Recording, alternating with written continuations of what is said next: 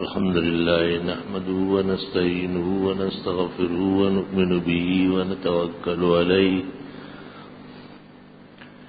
ونعوذ بالله من شرور أنفسنا ومن سيئات أعمالنا من يهده الله فلا مضل له ومن يضلل فلا هادي له ونشهد أن لا إله إلا الله وحده لا شريك له ونشهد أن سيدنا ونبينا ومولانا محمدا أحمد عبده ورسوله أرسله الله تعالى إلى كافة الخلق بين يدي الساعة بشيرا ونذيرا وداعيا إلى الله بإذنه وسراجا منيرا صلى الله تعالى عليه وعلى آله وأصحابه وبارك وسلم تسليما كثيرا كثيرا. أما بعد فأعوذ بالله من الشيطان الرجيم. بسم الله الرحمن الرحيم. قل صدق الله فاتبعوا ملة إبراهيم حنيفا وما كان من المشركين إن أول بيت وضع للناس للذي ببكة مباركا وهدى للعالمين فيه آيات بينات مقام إبراهيم ومن دخله كان آمنا ولله على الناس حج البيت من استطاع إليه سبيلا ومن كفر فإن الله غني عن العالمين. وأخرج أصحاب السنن أن النبي صلى الله عليه وسلم قد قال من افترض عليه الحج ولم يحج حتى مات فليمت يهوديا أو نصرانيا أو مجوسيا أو كما قال النبي صلى الله عليه وسلم.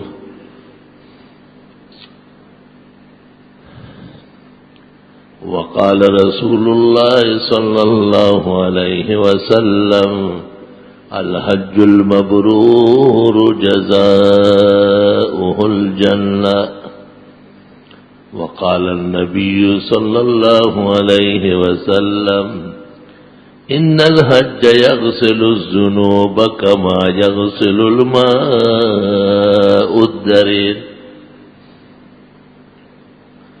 وقال النبي صلى الله عليه وسلم إن من الحاج من يقول لبيك اللهم لبيك فيقال له لا لبيك ولا سعديك بل حجك مردود عليك.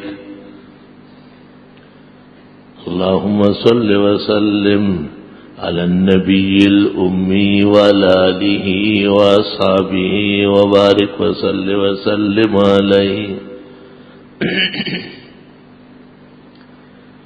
کعبہ ہر دم تجلی برفزود کعبہ ہر دم تجلی برفزود عید اخلاصات ابراہیم بود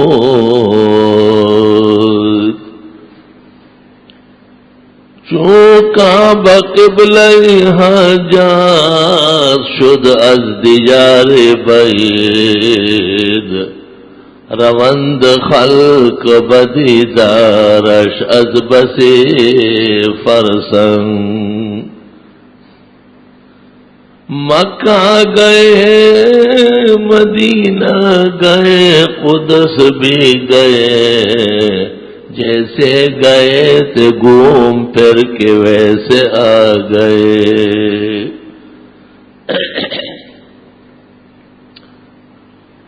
یہ 3 مہینے شوال، ذی-قعدہ، ذی-الحج اشہر حج کہلاتے۔ الحج اشہر معلومات، اتفاق ہے اس پر، یہ مہینے مراد ہیں۔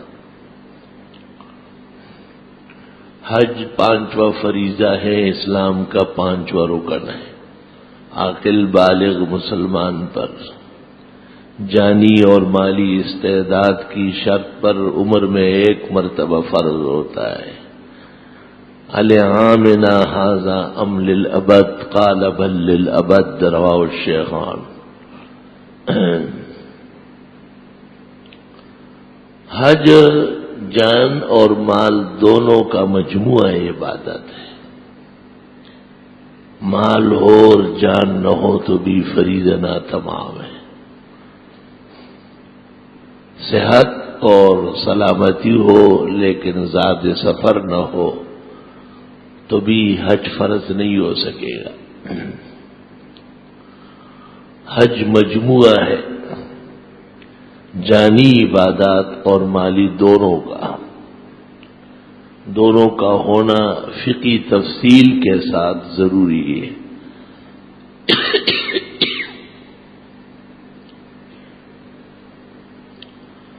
ایک شخص پر بلوغ کو پہنچنے کے بعد حج فرض ہوتا ہے۔ قبل البلوغ اگر اس نے ماں باپ کے ساتھ حج کر لیا اور بعد البلوغ پھر اس کے لیے جانا شرط ہے اور فرض ہے۔ قبل البلوغ جمیع عبادات معصومین کی، امارت کی، غیر محتلمین کی، وہ آبا اور امہات ماں باپ کا ثواب سمجھا جاتا ہے۔ اسی طرح معاذ اللہ واستغفر اللہ، اگر کسی پر کفر نے حملہ کیا، عقیدتاً کسی وجہ سے کافر ہوا تو سابقہ حج باطل ہے۔ کلمہ شہادت، نکاح اور تجدید احکام کے بعد حج بھی دوبارہ کرے گا۔ ائمہ دین کا اس پر اتفاق ہے۔ مومن پر جس طرح عبادات فرض ہوتی ہے، مومن پر یہ بھی فرض ہے کہ عبادات کو مرتے دم تک محفوظ کر لے۔ حفظ عبادت بھی فرض ہے جس طرح عبادت فرض ہے۔ لا تموتن الا وانتم مسلمون، مرتے دم تک مسلمان رہنا ہے، اسلامی اعمال کرنے ہیں اور ان اعمال کو بچانا ہے۔ اعمال کا کامل ثمرہ، پورا نتیجہ آخرت میں نصیب ہوگا۔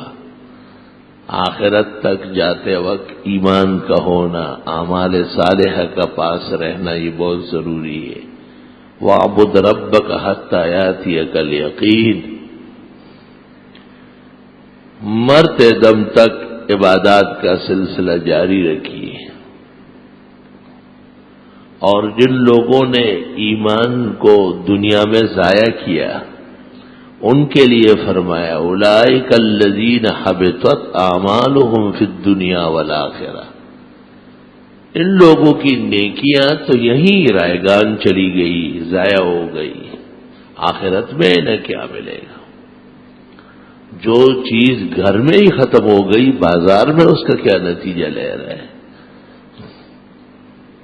فلا نقیم لهم یوم القیامت وزنا، ان کے اعمال کا کوئی وزن، قیمت، حیثیت آخرت میں نہیں رہے گی۔ ایمان کے ساتھ ایمان کے مقتضائے اعمال بہت ضروری ہے۔ حج اخیر میں نہیں ہے،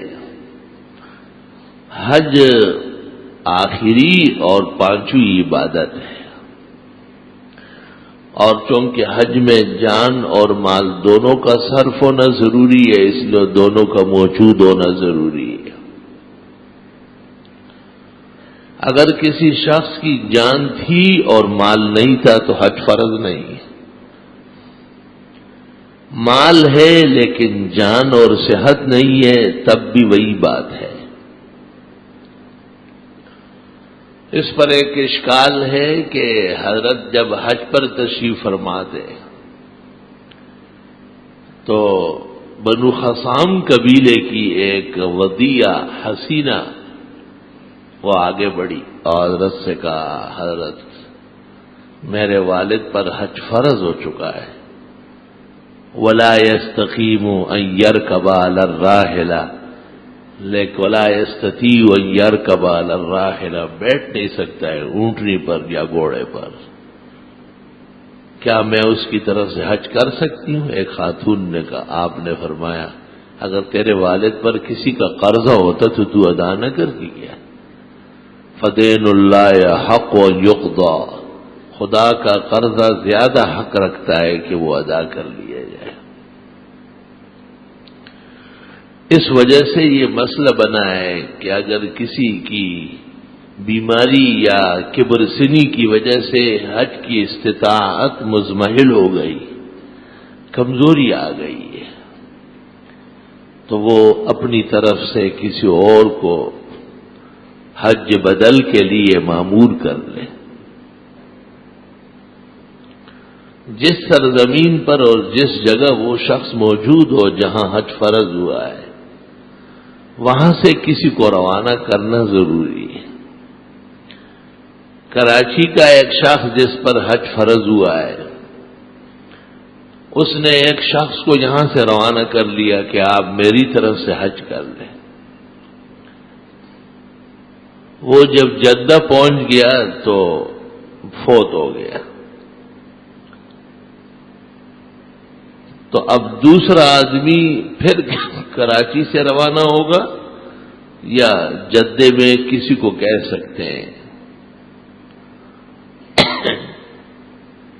ایک قول فقہا کا یہ ہے کہ پھر نئے سرے سے ایک آدمی جس شہر میں اصل آدمی پر حج فرض ہوا تھا وہاں سے ایک اور کو روانہ کر لے، لیکن یہ بڑی مشکلات ہیں، دوبارہ سے وہاں سے بھیجنے اختیار میں نہیں ہے۔ تو اجازت دے دی ہے کہ جس جگہ پہلا والا مامور مر چکا ہے عامر دوسرے کو وہیں سے مامور بنائے۔ اس سے یہ پتہ چلا کہ پاکستان میں ایک آدمی رہتا ہے پشاور میں، لاہور میں، اس کا کوئی عزیز قریب جدے میں ہے یا ریاض میں ہے، مکہ مکرمہ یا مدینہ منورہ میں ہے، اس کو کہے کہ تو میری طرف سے حج کر لے، بالکل لغو اور بیہودہ بات ہے، تو بہت آسان ہے، وہاں سے 400 ریال خرچ ہوتے ہیں، اور یہاں تو حج ماشاءاللہ حکومت پاکستان کی عنایات اور مہربانیوں سے 2 لاکھ تک پہنچ گیا ہے۔ دنیا میں 2 ملک ایسے ہیں، بھارت جو ہندوؤں کا سینٹرل ہے اور ایران جو روافض کا مرکز ہے، جہاں حکومت حج فرض میں مدد کرتی ہے۔ ایران میں کوئی شخص پہلا حج کرے، وہ رافضی ہو یا سنی ہو، 75% اخراجات حکومت دے گی، 25% وہ کرے۔ وہ حکومت چاہتی ہے کہ سب لوگ فرض ادا کر لیں، اور ہندوستان سے نصف تعاون حکومت کرتی ہے۔ دنیا میں ایک ملک ایسا ہے جو اسلام کے نام پر بنا ہے، وہ عمرے کا ٹکٹ رمضان میں ڈبل کر لیتی ہے، حج 50,000 کا ہوتا ہے، وہ 1.5 لاکھ سے 1,90,000 تک پہنچ گیا۔ جن پیکیج والوں نے قیمت بڑھائی ہے ان کو لائسنس آرام سے ملتا ہے۔ عجب دور دیدم دری پادشاہی کہ للو و پنجو ہمیں شد سپاہی۔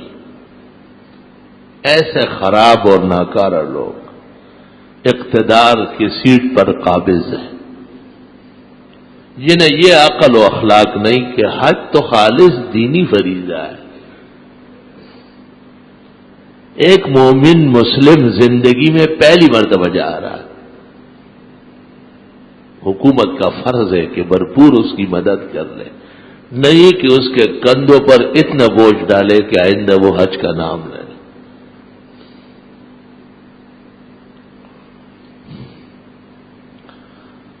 اور ایک اس قسم کے شخص سے کسی نے کہا کہ تم تو کہتے تھے کہ پاکستان میں لا الہ کے سوا کچھ نہیں ہوگا.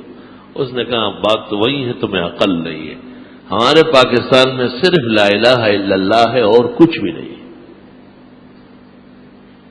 آپ جا کے دیکھیں، زلزلے کے علاقوں سے میں کل ہو کے آیا ہوں. آپ حیران ہو جائیں گے کہ زلزلے میں جو مر چکے ہیں، زخمی ہو چکے، ان کے نام پر سیاست و تجارت ہو رہی، ان کے اعضاء اور ان کی عزت و ناموس بیچا جا رہا ہے.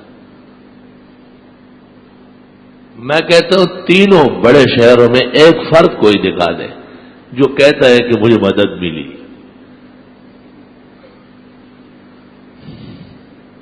آخر ایسی اندھیر نگری کی ضرورت کیا ہے؟ یہی وجہ ہے کہ ان کے دل دن بدن سخت ہو رہے ہیں. جبکہ تکلیف اور عذاب آنے کے بعد قرآن کریم میں ہے لعلہم یتضرعون، ان کو عاجزی کرنا چاہیے، ان میں نرمی آنا ضروری ہے. بہرحال حج بدل فرض کا فرض ہے اور نفل کا نفل ہے. حج بدل میں قدیم زمانے میں بڑی دقتیں پیش آتی تھی. لکھا جاتا تھا ضروری کھانا، ضروری پینا، ضروری خرچہ، اس کے علاوہ اور کوئی چیز ہو تو مالک کو تاوان دیں گے. آپ حج کر رہے، گپ شپ نہیں ہے. تو علماء نے ایک قید بڑھائی تھی کہ حج بدل وہ کر سکتا ہے جو خود حج کر چکا ہو. یہ اس وجہ سے کہ یہ جس شخص نے حج نہیں کیا ہے وہ اخراجات زیادہ کرے گا، غلطیاں بہت کرے گا، دم بہت آئے گا.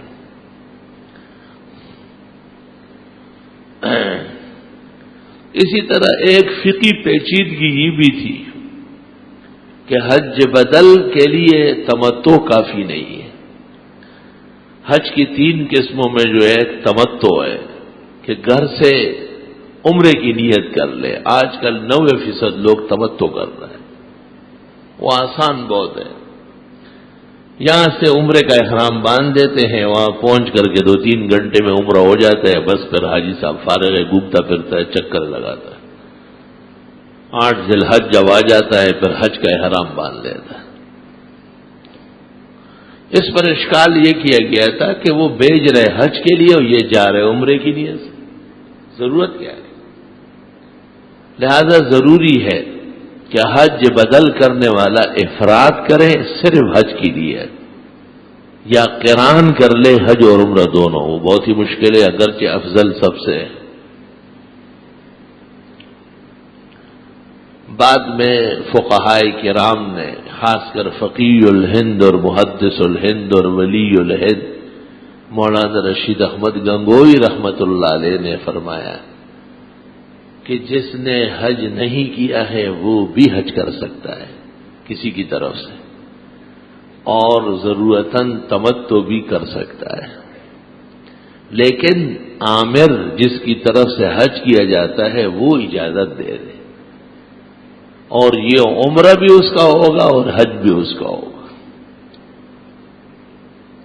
کیونکہ زمانے کے گزرنے سے، گردش کے واقع ہونے سے اس قدر تکالیف نازل ہوئی کہ لوگ اپنے اختیار سے وہاں آ جا نہیں سکتے جب تک کہ حکومتوں کی بلیک میلنگ کا رکن نہ بنے. ہماری فقہ میں ایک مسئلہ لکھا ہے کہ اگر ایک شخص فوت ہو گیا اور اس کی بیوی عدت گزارے گی، ظاہر بات ہے وفات کی 4 مہینے 10 دن، اس دوران اس کو حج پہ جانا ہے، تو فقہاء نے لکھا ہے کہ نہ جائے، اگلے سال جائے۔ فقہاء کا یہ خیال تھا اس زمانے میں کہ بس جس کے پاس پیسے ہو اور گھوڑا اور گدھا ہو یا اونٹ ہو وہ جب چاہے جائے، حکومتوں کا تو کوئی کام نہیں تھا۔ اس وجہ سے فتاوی ہندیہ میں 500 فقہاء نے لکھا ہے کہ معتدہ عدت گزارنے والی حج کو نہ جائے، عدت گھر پر پوری کر لے اور بعد میں جائے۔ جب ہمارا زمانہ آیا کہ مشکل سے کئی منظوری ملتی ہے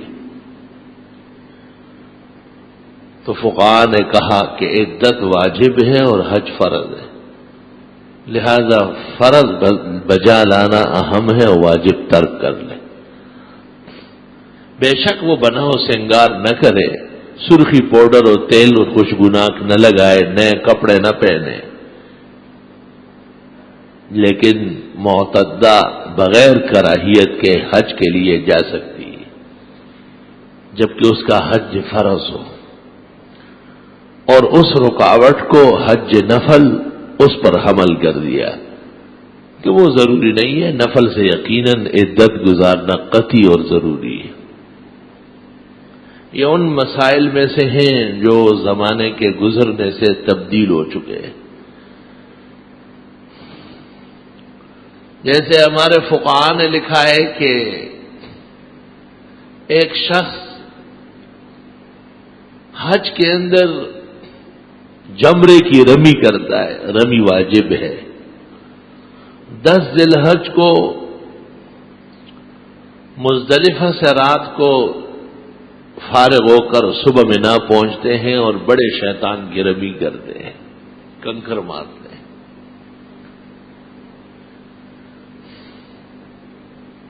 یہ واجب ہے، نہ فرض ہے اور نہ حج کا رکن ہے، اس پر حج کوئی موقوف نہیں۔ اور دوسرے دن یعنی 11 ذی الحج کو تینوں شیطانوں کی رمی کرنی ہے، اور 12 ذی الحج کو بھی تینوں شیطانوں کی رمی کرنی ہے۔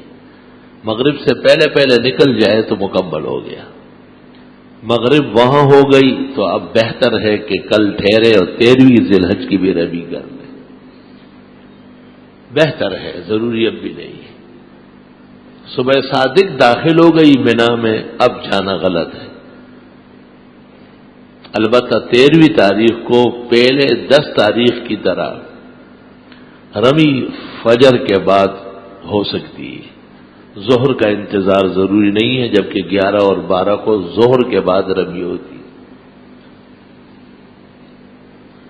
فرمایا کہ مرد دن میں کر لے، عورتیں کمزور ہوتی ہے، دکم پیل بڑا ہوتا ہے، تو ان کو اجازت دے دی کہ وہ رات کو کر لے، اور عورت کی وجہ سے عورت اکیلے تو جا نہیں سکتی ہے، مرد کو بھی اجازت دی کہ تو بھی رات کو جا۔ حضرت صلی اللہ علیہ وسلم سے چرواہوں نے پوچھا تھا، حضرت روز ہم رمی کے لیے بیٹھے رہیں گے، بھیڑ بکریاں 3 دن میں مر جائے گی بھوکی پیاسی۔ ہائے ہائے، حضرت سب کے ہیں نا، انسانوں کے بھی حیوانات کے بھی۔ آپ نے فرمایا رات کو رمی کر کے صبح فارغ ہو جاؤ۔ کیسے کریم رحیم پیغمبر ہے۔ چرواہے آگے بڑھے تھے، انہوں نے کہا بھیڑ بکریاں مر جائے گی تو روزانہ رمی کے لیے بیٹھنا پڑتا ہے، وہ کھائے گی کہاں سے، تو پورا ریوڑ ہوتا ہے۔ اب اگر کوئی شخص بیمار ہے، معذور ہے، وہ رمی نہیں کر سکتا ہے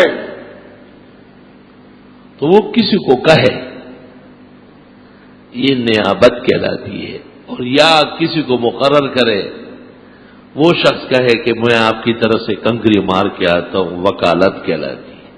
نیابتن اور وکالتن کوئی اور شخص کسی معذور بیمار کی طرف سے کر سکتا ہے۔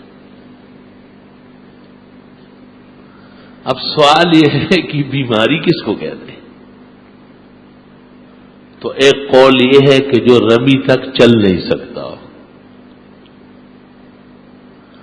دوسرا قول یہ ہے کہ نہیں، پلنگ پہ ڈال کے لوگ لے جائے اور اس کے ہاتھ میں کنکر دے اور وہ مارے، پلنگ پہ ڈال کے، جہاں بڑے بڑے پہلوانوں کی دھوتیاں وہیں رہ جاتی ہیں۔ یہ اس زمانے کی بات ہے جب 200 اور 300 آدمی رمی میں ہوتے تھے، اب تو لاکھوں کا مجمع ہوتا ہے۔ پلنگ تو چھوڑو، وہ اپنا لنگ جو ہے اس کو قابو کرنا مشکل ہے۔ حرم شریف میں ہم بیٹھے ہوئے تھے، بڑے بڑے اکابر علماء، مجھ سے ہر اعتبار سے افضل و علم والے، باہر کے کچھ مسلمان آئے تھے، ان کو کسی نے کہا تھا کہ اس مفتی سے مسائل پوچھو۔ میں نے ان کو کہا کہ خوف قلب بھی عذر ہے، بعض لوگ بڑے مجمع میں گھبراتے ہیں۔ تو مولوی مجھے دیکھنے لگے۔ میں نے کہا وہ پلنگ میں ڈال کے لے جانا اور ان کے ہاتھ میں کنکر دینا، وہ 250 حجاج کی گلی ہوتی تھی، ہمارے یہاں تو 30 لاکھ اور 40 لاکھ کا مجمع ہوتا ہے۔ میں نے کہا جو میرا مسئلہ ہے اس کو سن لو کہ اس وقت ہر عذر معتبر ہے۔ جس کو خوف ہے کہ میں بھائی نہیں چل سکتا، مجھے پہلے سے ایک شخص مجھ سے بات کر رہا تھا رمی جانے کے لیے اور لرز رہا تھا، پسینے پسینے ہو رہا تھا، ابھی بیٹھا ہوا ہے۔ میں نے کہا آپ کسی کو کہہ دیں نہ جائے۔ 2-4 بڑے عالم تھے، مجھے کہا کہ بڑا آسان کر دیا آپ نے۔ میں نے کہا رمی کا حال دیکھ کے آسان کرنا فقی کا فریضہ ہے، لوگوں کی لاشیں نہیں دیکھی جاتی۔ یہ جمرات کے رمی شریعت نے قتل کے لیے نہیں مقرر کیا تھا۔ میں نے ان کو کہا کہ میرا فتویٰ یہی ہے اور اٹل ہے، اس پر میں قائم ہوں، کوئی گفتگو کرنا چاہے تو میں حاضر ہوں۔ اور وہ یہ بارات جو پلنگ میں ڈال کے لے جائے اور ہاتھ سے پکڑ کے لے جائے، یہ سب کے سب اپنے وقت کے ساتھ مکمل ہو گئی۔ اب نئے حالات اور نئے احکام، میں اس زمانے کا مفتی ہوں، اجازت ہے جس طرح بھی عذر ہو نہ جائے، وہ کسی اور کو بھیجے۔ یہ نہ فرض ہے نہ حج کا رکن ہے، مشکل سے واجب ہے۔ ایک بزرگ عالم، انہوں نے مجھے کہا میں تو رات کو چلوں گا اور خود کروں گا۔ میں نے کہا بہت اچھا، خود کر سکتے تو اس سے بہتر کیا ہے۔ جب واپس آئے مجھے کہتے ہیں یار ماؤما نلچت مفتی واقعی اور لنگ میں لاڑو چشمے رانا لاڑے دغس الف لام را روانوں۔ جب واپس آئے مجھے کہتے ہیں بس میں نے مان لیا آپ کو مفتی، میری دھوتی چلی گئی، کہیں چشمہ ٹوٹ گیا، اسی طرح چلا آ رہا تھا۔ میں نے کہا اللہ آپ کو دکھانا چاہتا تھا کہ فقہ اور فتوے کی قدر کریں، اللہ دکھانا چاہتا تھا۔ امام العصر، آیت من آیات اللہ، فقی علی الاطلاق، اپنے زمانے کے بخاری اور ابو حنیفہ، حضرت اقدس مولانا انور شاہ صاحب رحمۃ اللہ علیہ نے فرمایا بھوک ہڑتال ناجائز ہے، حرام ہے، خودکشی، کیونکہ پیاسے بیٹھے رہتے مر جائے۔ ایک طالب علم آہستہ آہستہ قریب ہوا، حضرت اقدس کے قریب بیٹھ گیا، اس نے کہا حضرت یہ بھوک ہڑتال اس لیے کرتے ہیں کہ وہ اتھارٹی، وہ کمپنی، وہ کارخانہ، وہ مل، وہ ایجنسی ان کی بات نہیں مانتی، حق مطالبہ ہوتا ہے اور وہ کہتے جا لے سکتے ہو تو لے لو، اور ان ہڑتالیوں کے پاس کوئی اس کے علاوہ ایک ذریعہ نہیں ہے۔ وہ جب اسی طرح کھانا چھوڑ دیتے، پینا چھوڑ دیتے تو باہر کے ملکوں کے بڑی بڑی ایجنسیاں، انسانیت کے علمبردار، ان کو تکلیف ہوتی ہے اور وہ اس اتھارٹی پر دباؤ بڑھاتی ہے کہ آپ ان کا مطالبہ مان لیں، ان کے ساتھ ظلم نہ کریں۔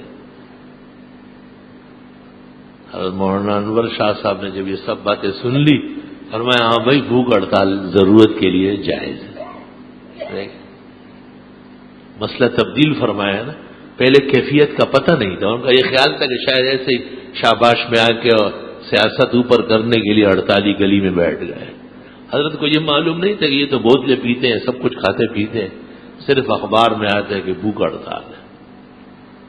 اگر واقعتاً کسی دین اور دنیا کی عزت کے تحفظ کے لیے لوگ کسی ادارے کو دباؤ بڑھانے کے لیے یہ کیفیت اختیار کر لے تو ان کے فوائد معلوم ہونے کے بعد اور اس کے خلاف کی مذرتیں سامنے آنے کے بعد حضرت شاہ صاحب نے فتویٰ تبدیل فرمایا ہے۔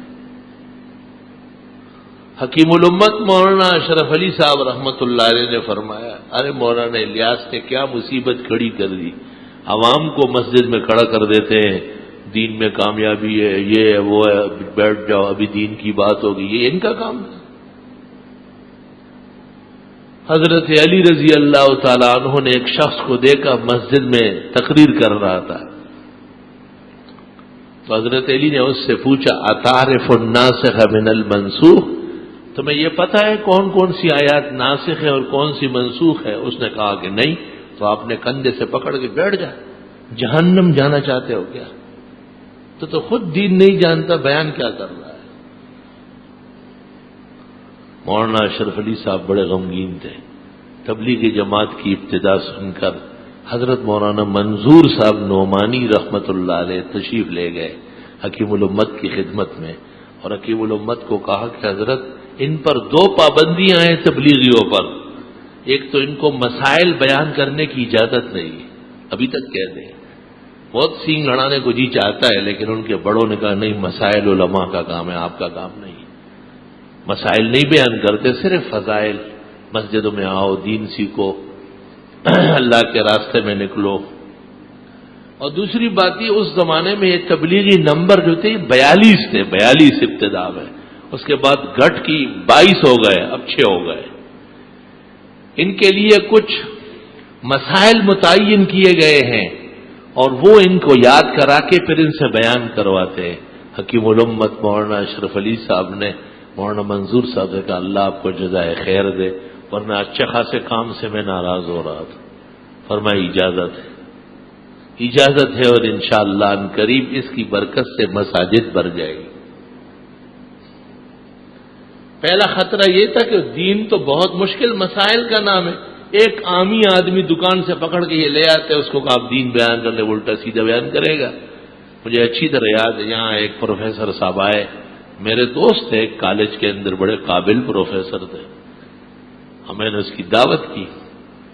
اچانک میں نے سنا کہ وہاں وہ کہہ رہے تھے کہ یہ کام اتنا مشکل ہے، اتنا علماء کرام پر بھی کھلا نہیں ہے۔ میں نے وہاں سے چٹپٹ ایک آدمی کو کہا پروفیسر صاحب کو بٹھاؤ، کھینچ کے لاؤ، ختم کرو۔ پروفیسر صاحب حدود سے باہر ہو گئے۔ جو کام وہ عالموں پر نہیں کھلا ہے تو جاہل پر کہاں سے کھل گیا ہے؟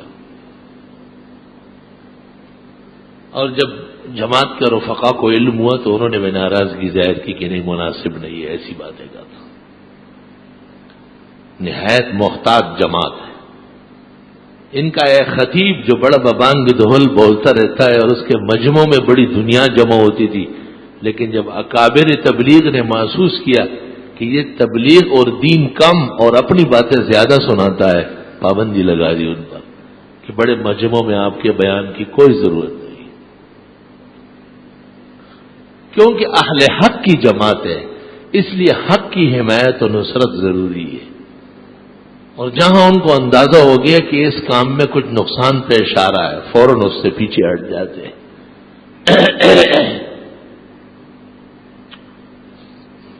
بہرحال حج ایک طویل و عریض عبادت ہے۔ گھر سے نکلنا اور بال بچوں کو چھوڑنا، خاندان کو چھوڑنا، سفر اختیار کرنا۔ شاہ عبدالعزیز محدث دہلوی رحمت اللہ علیہ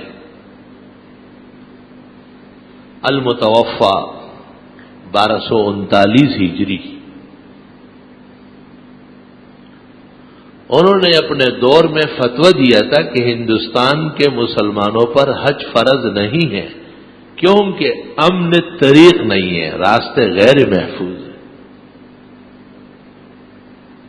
ایسا دور دنیا پر گزرا ہے۔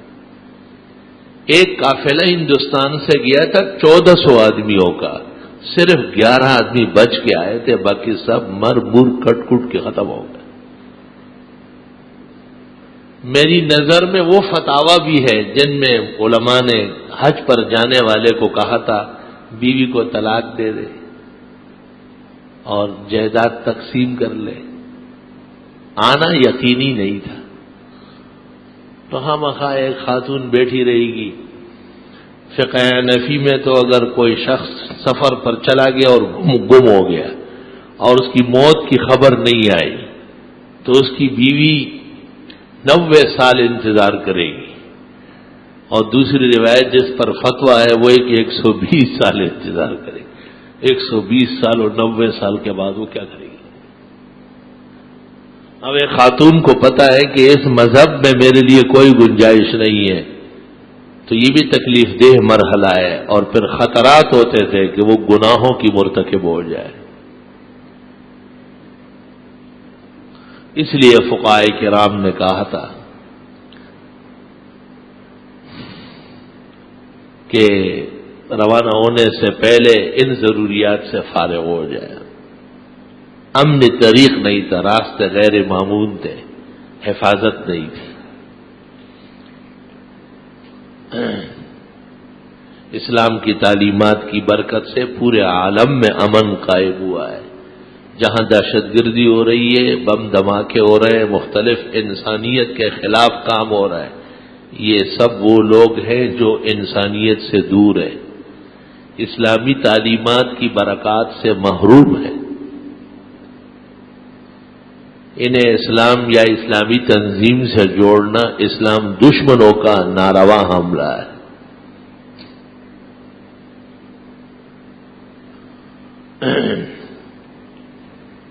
راستے کا امن بھی ضروری ہے. الحمدللہ اس وقت پورے عالم میں کوئی یہ فتویٰ نہیں دے سکتا کہ چونکہ راستہ امن نہیں ہے اس لیے آپ پر حج فرض نہیں ہے. امن ہے. ہر مومن مسلم پر صحت اور مال کی شرط کے ساتھ بیت اللہ شریف جا کر کے حج کرنا عمر میں ایک مرتبہ فرض قطعی ہے.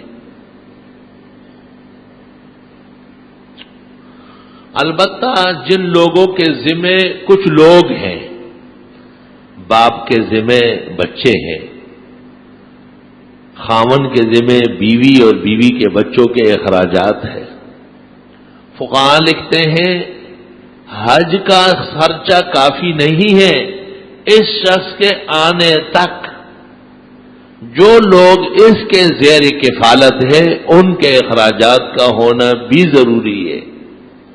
مثلا ایک شخص کے پاس اتنی رقم موجود ہے کہ یہ آرام سے جا کر کے حج کر کے آ سکتا ہے، لیکن اس کے آنے تک اس کی بیوی، بال بچے اور گھر کے اخراجات اس میں سے نہیں بچتے تو فقہاء کہتے حج فرض نہیں. انتظار کریں اور کوشش کریں. بعض لوگوں نے اس سے یہ نکالا کہ اگر جوان لڑکی گھر بیٹی ہے یا جوان بیٹھا ہوا ہے اور اس کی شادی کا مرحلہ ہے، اس زمانے میں شادیوں پر بھی لاکھوں روپے اڑتے ہیں، لاکھوں کی حیثیت ہی نہیں، وہ سینکڑے ہو گئے، تو یہ حج نہیں کر سکتا. یہ غلط ہے. یہ فتویٰ کوئی مفتی نہ دیا کرے. بیٹے اور بیٹی کی شادی تو ضروری ہے، لاکھوں اخراجات ضروری نہیں. سادی شادی بھی ہو سکتی ہے. جو کہتے ہیں نہیں ہو سکتی وہ مجھ سے ملاقات کرے، اثر سے پہلے کرا دوں. یہ تو شیطان کا اکساوا ہے جی. ایک شخص میرے پاس ہے، بس بچی بیٹی ہوئی ہے، بہت تکلیف ہے، میں نے کوئی شرط کوئی نہیں. میں نے کہا یہاں تو 800 طلباء پڑھ رہے، ایک کو بلاتا. کہنے لگا نہیں یہ تو بہت مشکل ہے. میں نے کہا طالب حسین جمیل ہے، صحت مند ہے، قوم اور نسل معلوم ہے، غیرتی ہے، باعمل ہے، با کردار ہے. آپ کی لڑکی کی عزت کا سودا نہیں کرے گا، یہ ضمانت ہوگی. آپ تو جار کو بیٹی دے رہے ہیں، اگلے سال واپس بھیج دیتے ہیں. یہ جہیز کم ہے اور لائیے. مجھے سب پتا ہے. 3 فریق کو قوم کا حال معلوم رہتا ہے، ایک عالم اور مفتی کو، اور وہ سب سے بڑا ہمدرد ہے، خیر خواہ ہے. وہ اگر غصے میں تنبیہ بھی کرے تب بھی اس کا دل حسرت کے آنسو اور ان پر افسوس کے آنسو روتا ہے. دوسرا ڈاکٹر اور تیسرا پولیس، انہیں سب احوال کا پتہ ہوتا ہے. تو شادیاں مہنگی کی ہیں رسم و رواج نے، غلط سوسائٹی نے، ایک دوسرے کی دیکھا دیکھی نے. میں یہ نہیں کہتا کہ بیویوں کو پانی کے مول بکوا دے، آپ گھر سے نکالے، نہیں، ان کا حق ہے کہ اللہ نے آپ کو توفیق دی ہے تو وہ بھی ساز و سامان کے ساتھ رخصت ہو جائے۔ اور وہ کون سا باپ ہوگا جو اپنی بچی کو کسی اور گھر میں بھیجے اور اپنی تمام توانائی لوٹا نہ دے؟ آہا، سبحان اللہ۔ یہ قدیم رواج ہے، اب کا نہیں۔ امام ابو حنیفہ کی خدمت میں ایک شخص آیا، مناقب سیبری میں ہے، اور اس نے کہا میں نے نظر مانی تھی اگر اللہ نے مجھے لڑکی دی اور وہ بلوغ کو پہنچی، اس کے جہیز میں پوری دنیا کا ساز و سامان دوں گا۔ اس وقت میں مالدار تھا، پورے ملکوں میں میری تجارت چل رہی تھی، ہزاروں میرے غلام اور کنیزیں تھی۔ اتفاق سے لڑکی اللہ نے دی، جوان ہو گئی، رشتہ تیار ہے، کچھ بھی نہیں ہے پاس، میں کیا کروں؟ امام صاحب نے فرمایا جہیز میں ان کو قرآن مجید دے دو۔ قرآن مجید دونوں جہانوں کا سرمایہ ہے۔ ظاہر ہے جیسے ظاہری چیزیں آپ جانتے کہاں دنیا کی اچھی چیزیں، ابو حنیفہ جتنا قرآن کو جانتا ہے اتنا کوئی اور نہیں جانتا ہے۔ کا نظر پوری ہے، نظر نہیں ٹوٹے گی۔ تو یہ قدیم رواج اور عادت ہے مسلمانوں کی الحمدللہ کہ وہ بچیوں کو سج دج کے ساتھ روانہ کر دیں۔ اور فقہاء نے مسئلہ لکھا ہے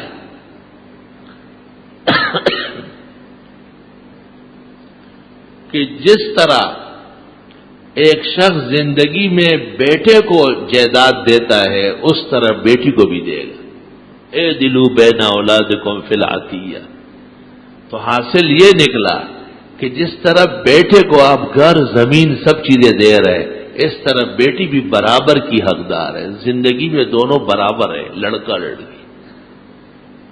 مرنے کے بعد تو لڑکا دوہرا لے گا، لڑکی اکھیری وراثت کی وارث ہوگی، مگر قبل موت ابھی، مرنے سے پہلے پہلے ماں باپ کی طرف سے جو ہدایہ، سوغات، گفٹ تقسیم ہوں گے وہ برابر رہیں گے۔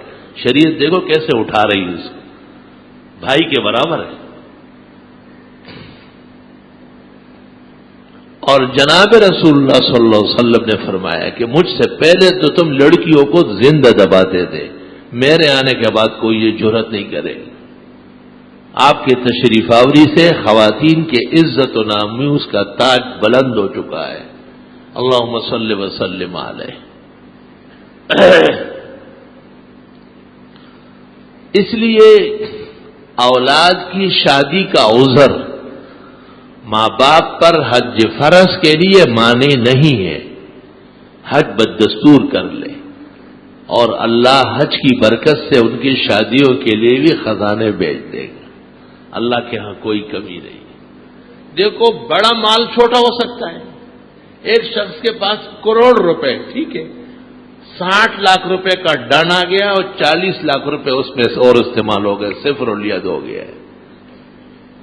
ایک شخص کے پاس 60 لاکھ روپے، لیکن ایسے مرض نے حملہ کیا کہ 2-3 دفعہ باہر آیا اور گیا اور اب قرض لینے لگا۔ تو بڑے مال کا ہونا یہ ایک سلامتی نہیں ہے۔ ایک شخص کے پاس تھوڑا مال ہے، وہ بھی بخیر، اس کے بچے بھی بخیر، ہر طرف سے امن و خوشی، کوئی عارضہ، آفت و حادثہ نہیں، یہ کم ٹھیک ہے بھائی، وہ زیادہ نہیں چاہیے، سلام ہے اس کو۔ اس لیے مومن کی حیثیت سے اللہ تعالی کے افعال پر توکل و سہارا بہت ضروری ہے۔ ہاتھ باندھ کے بیٹھنا یہ توکل نہیں، یہ تعطل ہے، حرام ناجائز۔ ہاتھ کھلے رکھو، جو آپ کر سکتے، چل پھر رہے، جو اللہ آپ سے کام لے رہے، اسی میں اللہ سے بہتری، خیر، اولاد کا سکون، ان کی عزت اور مستقبل کی خیر و عافیت مانگے۔ غلط نہ چلے، نہ حرکتیں کرے، لیکن اموال پر اور اسباب پر زیادہ سہارا نہ کرے۔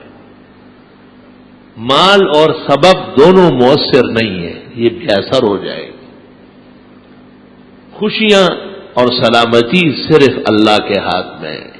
غور نہیں فرماتے کہ فرض نماز ختم ہوتے ہی پیغمبر فرماتے تھے اللہم انت السلام و منک السلام تبارک یا ذا الجلال والاکرام، خدایا آپ سلامت ہیں اور سلامتی ہر ایک کو آپ دیتے ہیں، عزت و شان کے تو مالک آپ ہیں، ہمیں بھی سلامتی اور عزت نصیب فرما۔ فرض نماز ختم ہوتے ہی پیغمبر فرماتا اللہم انت السلام و منک السلام، خدایا ہمیشہ سے سلامت تو آپ ہیں، جو آج صحت مند ہے کبھی بیمار بھی ہوگا، جو پیغمبر آج مکے اور مدینے میں ہیں، کسی وقت ایسا زمانہ آیا کہ حضرت تشریف فرما نہیں، آپ ہے اور رہیں گے۔ اللہم انت السلام و منک السلام، جس کسی کو کوئی سلامتی ملے گی اور جتنی دیر تک ملے گی اور کہاں سے ملے گی کب ملے گی خدایا آپ دیں گے، تبارک یا ذا الجلال والاکرام، عظمت و شان والے آپ، اے عزت و جلال کے مالک۔ کاش کہ مسلمان دینی دعاؤں پر دینی نظر سے غور فرماتے، ہر دعا اتنا بڑا خزانہ ہے کہ اس کے کھولنے پر ایک جلد لکھی جا سکتی ہے۔ استاد گرامی قدر محدث الاثر حضرت مولانا سید محمد یوسف صاحب بنوری رحمت اللہ علیہ نے معارف السنن شرح ترمذی میں دعاؤں کے اندر لکھا ہے، کاش کہ مجھے اس کا موقع ملے میں دعائیں لکھوں گا، اس کی شرح کروں گا، وَأَنَا رَجُلٌ لِهَذَا الْمَيْدَانِ، میں شاہ نشان طریقے سے دعائیں سمجھاؤں گا۔ امت پر جو تکالیف آئی، ایک تکلیف میں یہ سمجھتا ہوں ان کی دعاؤں پر توجہ بالکل نہیں۔ ایک شخص میرے پاس آئے گا، آپ ایک تعویذ دے دے، کوئی دعا بتا دے، کوئی وظیفہ دے، بہت تکلیف ہے، سارا مال ختم ہو گیا، گھر میں بہت فاقوں تک نوبت پہنچ گئی، ہم بڑے پریشان ہو جاتے۔ وہ کوئی انسان ہے جو انسان کا غم و صدمہ سن کے دکھ نہ اٹھائے۔ درد دل کے واسطے پیدا کیا انسان کو، ورنہ طاعت کے لیے کچھ کم نہ تھی کر روبیہ۔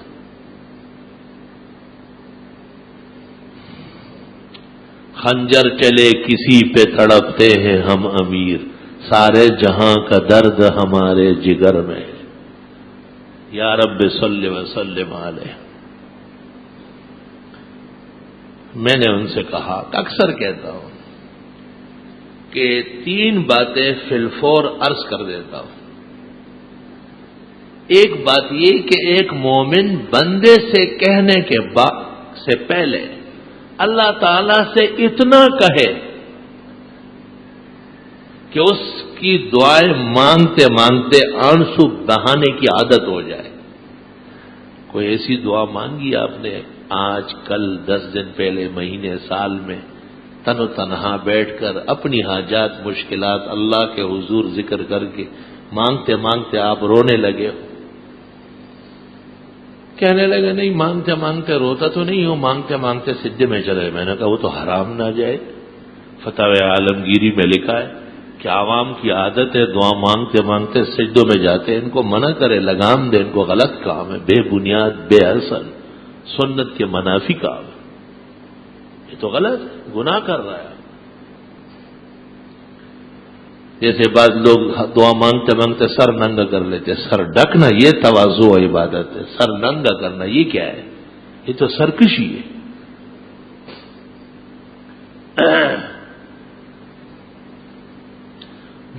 دوسری بات یہ کہتا ہوں آسان کہ بہترین وقت اللہ سے مانگنے کا اور اس کو آنسو بہانے کا اور اس کے خزانوں کو متوجہ کرنے کا وہ رات کی گھڑیاں ہیں۔ جس کے دل پر صدمہ ہو، جس کے کندھوں پر بوجھ پڑا ہو، وہ رات کو 12 گھنٹے کیسے کس غیرت سے سوتا ہے؟ اس کو پلنگ کاٹتا نہیں ہے کہ اٹھو ذرا، وضو کر کے نیچے اترو، 2-4 رکعت پڑھ کے آسمان و زمین کے مالک جو اکیلا تمام خزانوں کا مالک و مختار ہے، جو بندوں کے بارے میں کہتے ہیں یہ پوچھتے میرے بارے میں، ان کو کہے کہ میں بالکل نزدیک ہوں، خوب مانگے، کہیں ایسا نہ کہے کہ میں دور ہوں اور مجھ سے مانگنا بڑا مشکل ہے۔ نہ اذا سالک عبادی انی فانی قریب اجیب دعوت الداع اذا دعان فلیستجیبوا لی ولیؤمنوا بی لعلہم یرشدون۔ 2 باتیں ہو گئی۔ تیسری بات. تیسرا عمل مسلمان کے لیے دنیا میں استغفار کی کثرت ہے. اتنا زبردست عمل ہے کہ قرآن کریم میں ایک مقام پر ہے کہ پیغمبر اور استغفار برابر ہے. اللہ اکبر. ہمارے پیغمبر اور نبی کے برابر تو کوئی نبی نہیں ہے. آسمان و زمین کی کوئی خلقت نہیں ہے.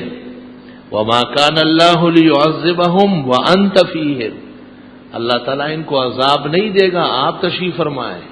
وما كان الله معذبهم وهم يستغفرون. اور اللہ ان کو عذاب نہیں دے سکتا، یہ استغفار کر رہا ہے. یہ نہیں.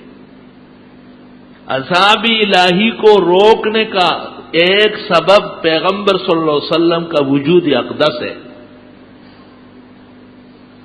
اور دوسرا ذریعہ عذاب الہی سے بچانے کا وہ بندے کا دل سے کثرت سے استغفار ہے. قدر و قیمت سمجھنا ضروری ہے. بخاری نے التاریخ الکبیر میں صحابہ سے نقل کیا ہے، امانان ہے علی عہد رسول اللہ صلی اللہ علیہ وسلم. پیغمبر کے زمانے میں تو دو امن تھے، ایک وجود اقدس اور دوسرا استغفار.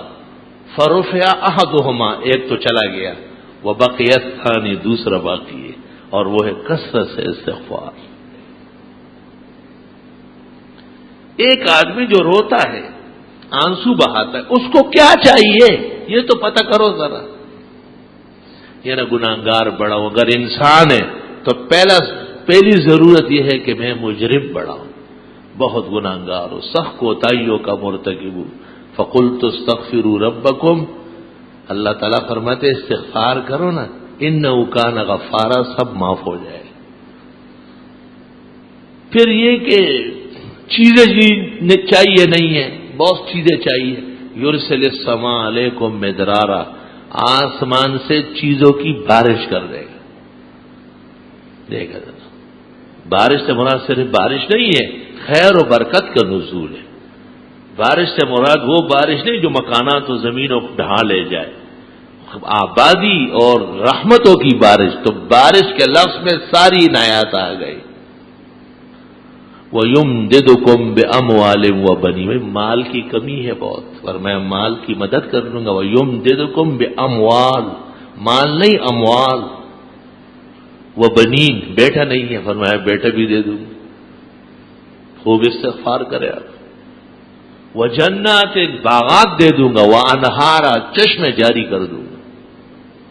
حسن بصری سے منقول ہے، دونوں جہانوں کی تمام خوشیاں اور نعمتیں ان چار لفظوں میں آ گئے، کوئی چیز بچی نہیں. ما لکم لا ترجون للہ وقارا، اور تمہیں کیا ہوا اللہ تعالیٰ سے ان چیزوں کے ہونے کی امید نہیں رکھتے، یقین تمہیں نہیں آتا. خوب دعائیں مانگنا، ہم وقت متوجہ رہے. دعا کے لیے نہ بیٹھنا ضروری ہے نہ ہاتھ اٹھانا ضروری، دعا کے لیے دل کا دل دینے والے کی طرف متوجہ ہونا ضروری.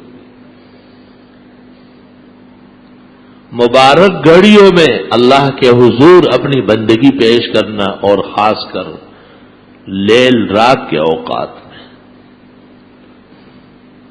اور استغفار کی کثرت کرنا، یہ تین خزانے ہیں جو مومن کو نصیب ہوتے ہیں. کاش کہ مسلمانوں میں اس کی قدر اور احترام آ جائے. وآخر دعوانا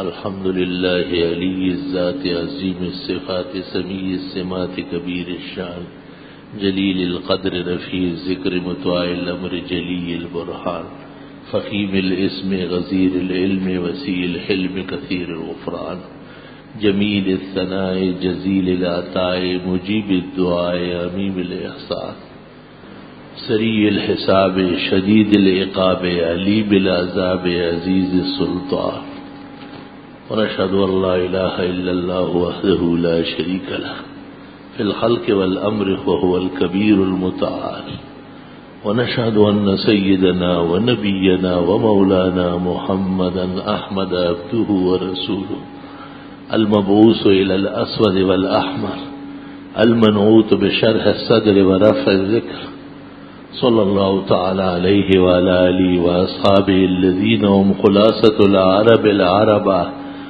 وخير الخلائق بعد الأنبياء. أما بعد، فيا أيها الناس وحدوا الله فإن التوحيد رأس الطاعات، واتقوا الله فإن التقوى ملاك الحسنات، وعليكم بالسنة فإن السنة تهدي إلى الإطاعة، ومن أطاع الله والرسول فقد رشد واهتدى، ومن يعص الله ورسوله فقد ضل وغوى. وإياكم ومحدثات الأمور فإن كل محدثة بدعة وكل بدعة ضلالة وكل ضلالة في النار. أعوذ بالله من الشيطان الرجيم. اليوم أكملت لكم دينكم وأتممت عليكم نعمتي ورضيت لكم الإسلام دينا. بارك الله لنا ولكم في القرآن العظيم ونفعنا وإياكم بالآيات والذكر الحكيم. إنه تعالى جواد قديم كريم ملك بر ورب رؤوف رحيم.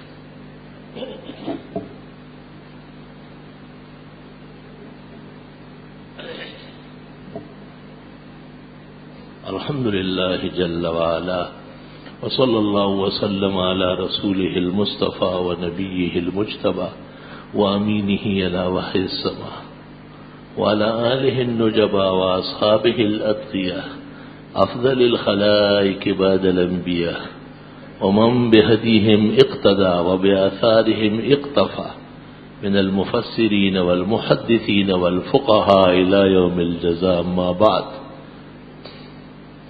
فقد قال النبي صلى الله عليه وسلم: أبو بكر في الجنة، عمر في الجنة، عثمان في الجنة، علي في الجنة، زبير في الجنة، طلحة في الجنة، عبد الرحمن بن عوف في الجنة، أبو عبيدة بن الجراح في الجنة، سعد بن أبي وقاص في الجنة، سعيد بن زيد في الجنة. وقال صلى الله عليه وسلم: خير نساء بني إسرائيل مريم، وخير نساء هذه الأمة خديجة. وقال صلى الله عليه وسلم: فضل عائشة على النساء كفضل الثريد على سائر الطعام. وقال صلى الله عليه وسلم لبنته فاطمة: فاطمة سيدة نساء أهل الجنة. رواه البخاري. وقال صلى الله عليه وسلم: الله الله في أصحابي لا تتخذوهم غرضا من بعدي، فمن أحبهم فبحبي أحبهم، ومن أبغضهم فببغضي أبغضهم. خير القرون قرني ثم الذين يلونهم ثم الذين يلونهم. وقال صلى الله عليه وسلم: لا تسبوا أصحابي، فإن أحدكم لو أنفق مثل أحد ذهبا ما بلغ مد أحدهم ولا نصيفه. إن الله يأمر بالعدل والإحسان وإيتاء ذي القربى وينهى عن الفحشاء والمنکر والبغي يعظكم لعلكم تذکرون. پوچھا ہے کہ غلام مصطفیٰ نام درست ہے؟ جو غلام تو ویسے بھی عام آدمی کا ہو سکتا ہے، غلام و زیدن، غلام و بکرین. البتہ بدعتیوں کے نظریات چونکہ شرکیہ اور کفریہ ہے، اگر اس قسم کے نام رکھنے سے اس وجہ سے احتراز کیا جائے تو ثواب ملے گا. خانقاہی ٹوپی پہننا کیسا ہے؟ خانقاہ والوں کے لیے ضروری ہے. پگڑی کا شملہ آگے کی طرف ہونا چاہیے یا پیچھے، درمیان میں، یا تھوڑا سا دائیں طرف؟ بائیں طرف ہونا بہت نامناسب ہے. آپ بے خیالی میں ہوا معاف.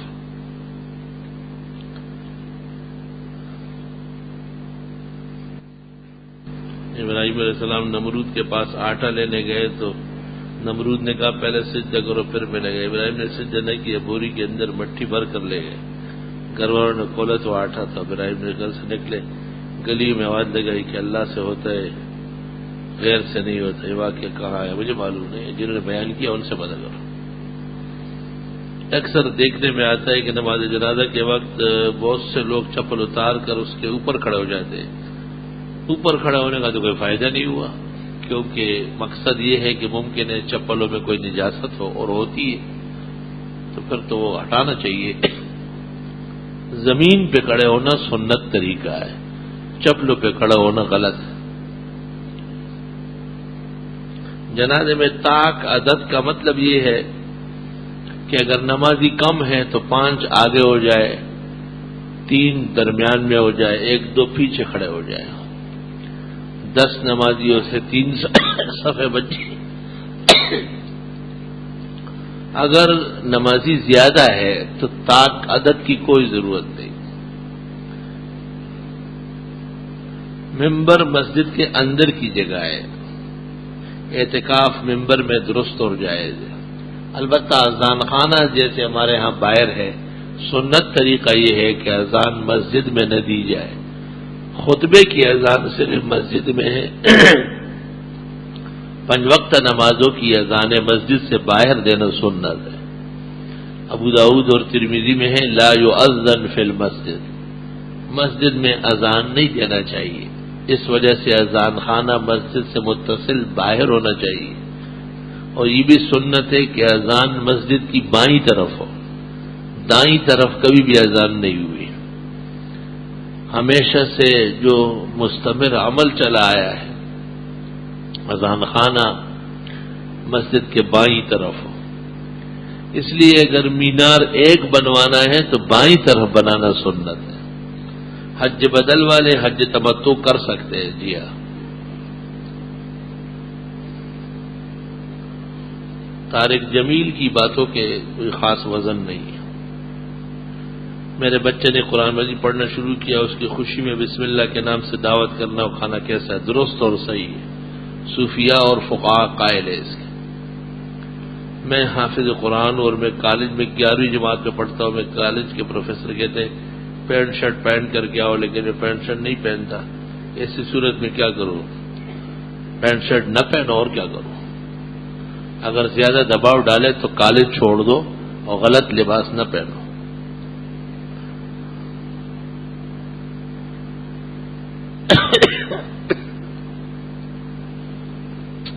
اسباق ظہر تک مکمل ہو جاتے ہیں الحمدللہ. ظہر کے بعد مطالعہ و تکرار ضروری ہے. دور حدیث کے اسباق شام تک ہوتے ہیں. بقیہ درجات کے ہمارے ہاں پہلے مکمل ہو جاتے ہیں. جو ظہر کے بعد پڑھاتے ہیں ان سے پوچھو. سالگرہ کی تقریب میں شامل ہونا، سالگرہ دنیا کی ایک خوشی ہے اور واعظ نصیحت بھی اس میں کر لی جائے تو حرج نہیں ہے. اور یہ کوئی دینی تقریب نہیں ہے دنیاوی دعوتوں میں. طرح ایک دعوت ہے کہ اللہ نے بچہ دیا ہے، سال کا ہوا 2 سال. یہ نہیں کہ ایک پیر بگاڑا بھی اپنا سالگرہ کرے اور کیک کاٹے، ایک دادا جان بھی کہے کہ میرا سالگرہ ہے. یہ غلط فضول حرکت ہے. بچوں کی خوشی کے لیے دنیا کی ایک دستور و دعوت ہے، ٹھیک ہے. کوئی سورت ہم زبانی یاد کر رہے اس میں سجدے تلاوت ہو تو وہ سجدے کتنی دفعہ؟ ایک مجلس میں 1 دفعہ کر لیں. قضا روزوں کا فدیہ دیے کیا نمازوں کا دیا؟ ایک نماز کا بھی اتنا ہی فدیہ ہے جتنا ایک روزے کا فدیہ ہے. البتہ روزانہ نمازیں 6 ہے، 5 فرائض اور 1 وتر مستقل نماز. میں فجر کی نماز پڑھ کر لیٹ گیا اور اونگ آ گئی. اب میں اشراق کی نماز پڑھ سکتا ہوں؟ اونگنے کے بعد تو وضو نہیں ہونا چاہیے. اونگ نیند کا پہلا مرحلہ ہے. مغرب کی نماز کا سورج غروب ہونے کتنی دیر تک بعد رہتا ہے؟ مغرب کا وقت 1 گھنٹہ 20 منٹ تک ہے. قصدن زیادہ تاخیر نہ کی جائے. رمضان شریف میں افطار کی سنت کے لیے 10 سے 15-20 منٹ تک تاخیر ہے، اس سے زیادہ مناسب نہیں. 15 شعبان کی رات جاگنا عبادت ہے اور اس دن کا روزہ رکھنا کیسا ہے؟ 15 شعبان کی رات کو عبادت ہے اور صبح روزہ ہے، سنت ہے. نماز تراویح کی چند رکعت رہ جانے کی صورت میں وتروں کے بعد پورا کرنا ضروری ہے. یہ نفل نہیں، سنت ہے، وتروں کے بعد پڑھ سکتے ہیں. غسل کرنے کے بعد وضو کرنا چاہیے یا غسل کافی ہے؟ غسل کافی ہے، غسل سے پہلے وضو سنت ہے، اگر نہ کیا گیا تب بھی غسل میں وضو ہو گیا، غسل کے بعد بغیر عذر کے دوبارہ وضو کرنا بدعات میں سے۔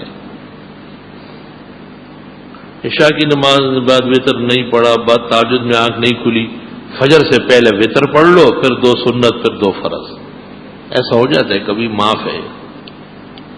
کسی عورت کا حمل گر جائے تو ایسی صورت میں نماز کا کیا حکم ہے؟ اگر خون آتا ہے تو نفاس ہے، اور اگر خون نہیں آتا تو نفاس ہے ہی نہیں، غسل کر کے وضو کر کے نمازیں پڑھیں۔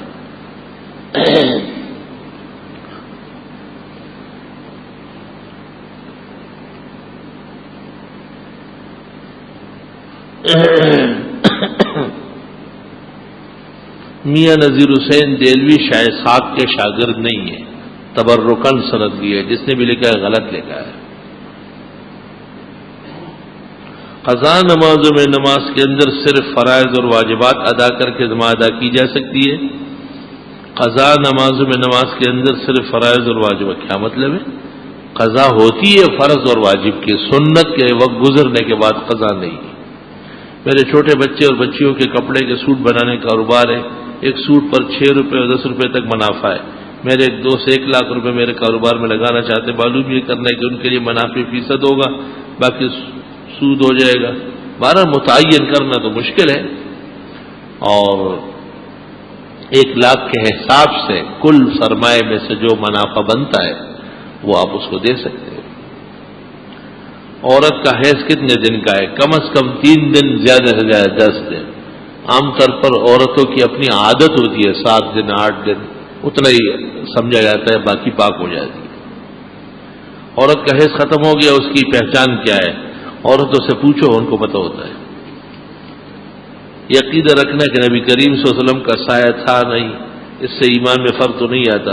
حضرت صلی اللہ علیہ وسلم کے بارے میں موضوع اور مکذوب روایات میں ہے کہ آپ کا سایہ نہیں تھا، صحیح حدیث میں ہے کہ آپ کا سایہ تھا۔ بعض لوگ نماز سے فارغ ہو کر ایک سجدہ کرتے ہیں، درست نہیں ہے، اس منع فرمایا ہے۔ نماز کے بعد دعا مانگتے مانگتے سجدے میں جانا ناپسند فرمایا گیا۔ میں درزی کا کام کرتا ہوں، لوگ اپنے سوٹ بنانے کے لیے جو کپڑے دیتے ہیں ان میں سے بعض اوقات کچھ کپڑا بچ جاتا ہے، لہذا میں نے اپنی دکان میں یہ لکھ کر لگایا کہ اپنے بقایا کپڑے کے بارے میں پوچھ لے، میں صورت دیگر بروز قیامت میں ذمہ دار نہیں ہوں گا۔ پوچھنے یہ کہ وہ کپڑا استعمال لے۔ یہ دیکھو کتنا بڑا چور ہے، یہ دکان میں لگا لیں کہ اگر کسی کی جیب کٹی ہے تو میں ذمہ دار نہیں، پھر جیب کاٹتے رہے، تو بڑا آسان طریقہ ہے۔ آپ پرایا کپڑا لپیٹ کے دے دینا، اپنے پاس کیوں رکھتے ہیں؟ آپ تو کپڑا سینے کے پیسے لیتے ہیں، تو یہ کپڑا جو ان سے رہ گیا ان کے گھر پہنچانا ضروری ہے، ورنہ آپ کے کفن میں جاتے ہی آگ لگ جائے گی۔ بخاری شریف کی حدیث میں نہیں ہے، حضرت مدام جو غزوہ خیبر میں شہید ہو گئے، اور صحابہ نے کہا پیغمبر کا خادم ہے، اور پیغمبر کا گھوڑا صاف کر رہا تھا اور تیر لگا، آپ نے فرمایا ادھر ادھر کی باتیں رہنے دو، اس نے ایک چھوٹا سا کپڑا بغیر اجازت کے اٹھایا ہے، اب وہ کپڑا جہنم میں گرم کر کے اس کو داغا جا رہا ہے۔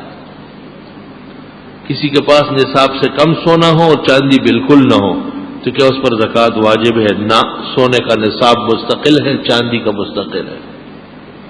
بکرا 1 سے زائد لوگوں کی طرف سے صدقہ کرنا نفلوں میں جائز ہے، صدقے کے بکرے کے لیے بھی وہی شرائط جو قربانی کے بہتر ہے۔ عبداللہ ابن ابی حبیب صحابی ہے یا تابعی ہے؟ عبداللہ ابن حبیب مجھے یاد نہیں کہ کوئی صحابی ہے۔ عبداللہ ابن حارث ابن زبید الحارثی مشہور صحابی ہے، اب نام صحیح لے گیا۔ امام کے پیچھے نماز پڑھ رہے ہو تو تیسری رکعت میں سورہ فاتحہ دل میں پڑھ سکتے ہیں، امام کے پیچھے فاتحہ یا قرآن کا کوئی حصہ پڑھنا ناجائز اور حرام ہے، منع فرمایا ہے۔ اللہ نے مجھے ایک بیٹا دیا ہے، میں نے اس کا نام محمد رکھا ہے، پوچھنے کہ محمد کے ساتھ کیا نام رکھے؟ پورا مکمل نام ہے، لیکن اگر آپ عثمان عمر کچھ ملانا چاہے تو بھی اجازت ہے۔ دودھ پلانے والی عورت کو باوسیر ہے، کوئی حکیم یا ڈاکٹری دوا استعمال نہیں کر سکتی، کوئی وظیفہ بتا دے۔ ہمارا علاج ضروری ہے، سورہ تغابن پڑھنا چاہیے۔ میں نے اللہ سے دعا کی تھی کہ اگر میرے شوہر کی تنخواہ بڑھ جائے تو میں ہر مہینے 50 روپے صدقہ کروں گی، کیا اب مجھے ساری عمر 50 روپے صدقہ کرنا ہوگا؟ دیکھیں کیسے گد کا بازی ہو رہی ہے۔ یہ نیت کرتے وقت کیا سوچا تھا آپ نے کہ جب تنخواہ بڑھ جائے گی پھر نہیں دوں گی؟ ہاں تو چند دن بعد دیکھو کیسے خاون کے کیسے ٹماٹر نکلیں گے۔ اس لیے تو وہی چپڑاسی ان کو گریبان سے پکڑ کے باہر نکال دکھے دے رہے تھے۔ خدا تعالیٰ سے کام لے لیا، اب مجھ سے جواز پیدا کر رہی ہے کہ بند کر دیں۔ انا للہ و انا الیہ راجعون۔ شرم اور حیا کا تقاضا ہے کہ آپ اپنی اولاد کو وصیت کریں کہ میرے مرنے کے بعد بھی تم دیا کرو۔ 50 روپے کیا چیز ہوتی ہے؟ 50 لاکھ پر بھی نیت نہیں بدلنا چاہیے۔ سعودی عرب میں کچھ لوگ نماز تراویح درمیان ہاتھ میں قرآن شریف رکھ کر قرآن مجید میں دیکھ کر تراویح پڑھنا یا نماز پڑھنا حرام ناجائز ہے۔ سعودی علماء نہیں کرتے، جہلا کرتے ہیں، جاہلوں کا کوئی دین نہیں ہوتا۔ تہجد کا وقت کب سے شروع ہوتا ہے؟ ویسے تو عشاء کے بعد تہجد پڑھ سکتے ہیں، لیکن سونے سے پہلے قیام اللیل کہلاتا ہے۔ سو کر کے اٹھے تو پھر تہجد بن جاتی ہے۔ بعض حضرات فرماتے آدھی رات کے بعد تہجد کا وقت ہے۔ بہترین وقت سحری کا وقت۔ نماز تہجد 12 رکعت صحیح احادیث میں ثابت ہے۔ امام ابو حنیفہ رحمۃ اللہ علیہ سے بھی شرح شفا میں علی القاری نے 12 رکعت نقل کی ہے، لیکن 12 رکعت نہ پڑھی جائے، 8 پڑھ لے، 4 پڑھ لے، کبھی کبھی 2 پڑھ لے۔ اگر یہی ارادہ روز ہو کہ 12 پڑھوں گا تو سست ہو جائیں گے، اگر یہ خیال ہو کہ 2 ہی بہت ہے نہ پڑھنے سے تو افضل ہے، دعائیں مانگی جائے گی، انشاءاللہ ہمیشہ رہو گے۔ مغرب کے بعد یعنی سورج غروب ہونے کے بعد مرغ حلال کرنا کوئی حرج نہیں، جب بھی ضرورت ہو مرغ حلال کر سکتے ہیں۔ قرآن پاک میں حضرت آدم علیہ السلام کو ایک درخت کے پاس جانا اور اس کے پھل کھانے سے منع کیا، جبکہ مشہور ہے کہ گندم کا دانہ تھا، حالانکہ گندم کا جو پودا ہوتا ہے درخت نہیں ہے۔ چھوٹے پودے پر بھی شجر کا اطلاق ہوا ہے۔ یہ بھی کہا گیا ہے کہ یہ پہلے درخت تھا، فما تزال تنقص، مسلسل گھٹتا چلا جا رہا ہے، اور اس وقت گندم کا دانہ اتنا بڑا ہوتا تھا کہ مٹھی میں مشکل سے آتا تھا۔ وحدت الوجود اور وحدت الشہود کے مسائل کا یہ وقت نہیں ہے۔ صوفیاء کے سلسلے زیادہ اہمیت کے حامل ہے، یہ سلسلے صحیح ہے، ان کا تعلق شجر نبی سے ملتا ہے، کیا تحقیق ٹھیک ہے؟ نہیں، صحیح نہیں۔ صوفیاء کا کوئی سلسلہ بھی نہیں ملتا ہے، سب مقطوع ہے۔ دورہ نماز کی جانے والی تلاوت یا درس حدیث یا مسئلے کا حل بیان کر سکتے ہیں، حاصل درست ہے، ضروری نہ سمجھے اس کو۔ سندل بابا نے مولانا گنگوئی سے مکمل حدیث پڑھی دی ہے، صرف حدیث۔ سندل بابا نے نہ حضرت گنگوئی سے کوئی کتاب پڑھی ہے، نہ وہ حدیث میں شاگرد ہے، وہ ایسے غلط مشہور ہو گیا تھا۔ انہوں نے بھی اگر کہا ہے تو اللہ ان کو معاف فرمائے۔ البتہ مولانا نصیر الدین صاحب غرغشتوی جو حضرت گنگوئی کے شاگرد مولانا قمر الحسن صاحب سیالوی کے شاگرد تھے اور اپنے زمانے کے بہت مشہور محدث اور اللہ والے تھے، ان کے شاگرد ہیں۔ اب یہ کہ انہوں نے حضرت گنگوئی کو دیکھا ہے یا نہیں یہ بھی ایک مسئلہ ہے۔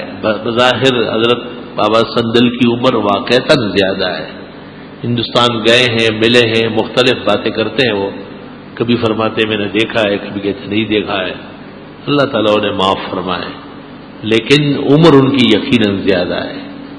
وہ ایک اور سلسلے کی وجہ سے پتہ چلا ہے کہ عمر ان کی 130 کے قریب ہے۔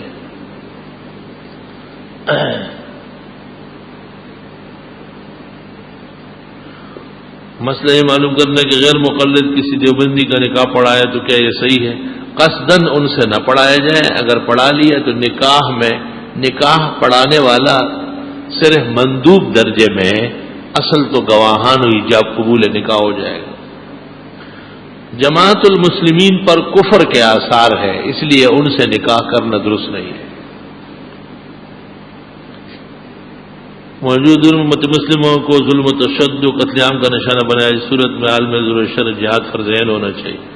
چلو آپ فرض عین سمجھ لیں، آپ کے کہنے سے اگر فرض ہو سکتا ہے تو ہو گیا، پھر آپ میں تقریباً 1 سال سے بے روزگار ہوں، جو کاروبار کرتا ہوں نقصان ہوتا ہے. اللہ پاک آپ کو بہترین روزگار دے، استغفار کی کثرت کریں. دوران حمل بلڈ پریشر کی شکایت کے حل کے لیے کوئی وظیفہ بتا دے. بڑا مسئلہ ہے، قابل حکیم اور ڈاکٹر سے بات کی جائے. اس سے بلڈ پریشر تو ختم بھی ہو سکتا ہے. اس کے طریقے ہیں، نمکین چھوڑ دے، لحمیات، گوشت کا سارا خاندان ختم کرے، گرم چیزیں کم کر لے، مرچ مسالے روک لے، دودھ دہی وغیرہ کا استعمال زیادہ کر لے تو، اور زیادہ بڑی بڑی باتیں نہ سوچے، اپنے دل دماغ پر دباؤ نہ بڑھائے، انشاءاللہ ختم ہو جائے گا. یہ ایس ایم حکیم اقبال نے دوائی ایجاد کی ہے، فشارین کہلاتی ہے. 40-50 روپے کی 2 شیشیں ملتی ہے. وہ بہت مؤثر اور مفید دوا ہے بلڈ پریشر کی. لیکن حکیم صاحب نے اس میں جو ٹیک لگایا ہے، طریقہ استعمال، وہ 100% غلط ہے اور اس سے لوگوں کی اموات ہوتی ہے. اس کا آسان طریقہ یہ ہے کہ دوا تو ان کی لے اور بات میری مان لے. یہ میں نے ان کو خود بھی کہا، لڑنے مرنے تیار ہو گیا، وہ جذباتی دیوانہ سا ہے. 2 مہینے بعد پھر مجھے لکھا کہ آپ نے صحیح کہا. وہ دوا ایسی ہے کہ جیسے آج آپ نے 1 کیپسول لے لیا تو آپ دوسرا نہ لے، پھر رہنے دیں. جب دوبارہ کبھی محسوس ہو جائے کہ بلڈ پریشر ہے پھر لے لیں. اگر آج رات کو محسوس ہوا تو لے لیں ایک اور، لیکن اگر بلڈ پریشر محسوس نہیں ہے تو بالکل نہ لیں. 2-4 دن، 5 دن، ہفتہ، 10 دن بعد پھر جب ہونے لگے پھر لیں. 2 ہو گئی، اب آپ رہنے دیں اس کو. 20 دن، مہینہ، 2 مہینے بعد اب ہوگا پھر لے لیں. اس طرح میں نے گزشتہ سال رمضان سے پہلے لیا ہے، اس وقت سے لے کے آج تک دوبارہ نہیں لیا. بلڈ پریشر ختم ہو گیا الحمدللہ. اس کو اچھی طرح سمجھ لو کہ اس کیپسول کے کھانے کے بعد، جیسے انہوں نے لکھا کہ شام کو لے، اگلے دن لے، اس طرح لینے سے عموماً جگر میں شگاف ہو جاتا ہے. وہ ٹھنڈی بہت زیادہ ہے اور اس شگاف سے بڑے خطرات پیدا ہوتے ہیں. میں خود حیران ہوں کہ اتنا بڑا قابل آدمی ہے اور اسی نے دوا بنائی ہے، طریقہ استعمال اس کا بالکل غلط ہے. تو وہ ان لوگوں کے لیے ہوگا جن کو 24 گھنٹے بلڈ پریشر رہتا ہے، ٹھیک ہے، حکیم صاحب کا اس کے لیے. اس عاجز اور فقیر نے وہ دوا استعمال کی اور جتنے دوستوں کو کہی اور انہوں نے میری بات مانی، ان کا بلڈ پریشر ختم ہو گیا. یہ نہیں کہ کنٹرول ہے، ختم ہو چکا ہے، اب وہ استعمال نہیں کر رہا ہے. اللہ کا شکر و کرم ہے. میرے گھر میں اللہ تعالیٰ 4 سال کے بعد اولاد کی نعمت دے رہا ہے، لیکن رپورٹ صحیح نہیں آ رہی. 25 تاریخ کو ٹیسٹ ہے. اللہ پاک صحت و شفا عطا فرمائے. کوئی اس کی زندگی صحت کے لیے حسب توفیق کوئی صدقہ اور نظر مان لے. ہم بھائیوں کو کاروباری پریشانی ہے، کثرت سے استغفار پڑھو. ایک صاحبہ دعا کی اللہ تعالیٰ اس کو صحت و شفا عطا فرمائے. والد صاحب کو مثانے کی تکلیف ہے، اللہ زندگی اور صحت دے. الحمدللہ رب العالمین. نستغفرک اللہم. السلام